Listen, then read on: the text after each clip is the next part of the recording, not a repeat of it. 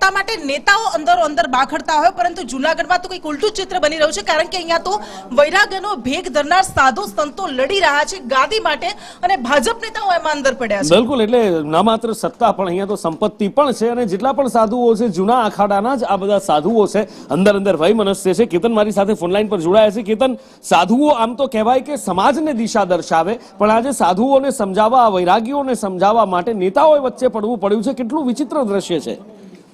ચોક્કસ કે જે રીતે ગિરનાર સાધુનો વિવાદને લઈને જે વિવાદ ચાલી રહ્યો છે તેને શાંત પાડવા માટે ધારાસભ્ય સંજય કોરડિયા અને શહેર ભાજપ પ્રમુખ પુનિત શર્મા છે જે બંને સાધુઓની મુલાકાત કરી છે. ખાસ કરીને મહેશગીરી બાપુ સાથે તેને બંધ બારણે ચર્ચા કરી છે, અને અત્યારે હાલ જે ભવનાથ મંદિરના હરિગીરી બાપુ છે તેમની સાથે ચર્ચા કરવામાં આવી રહી છે.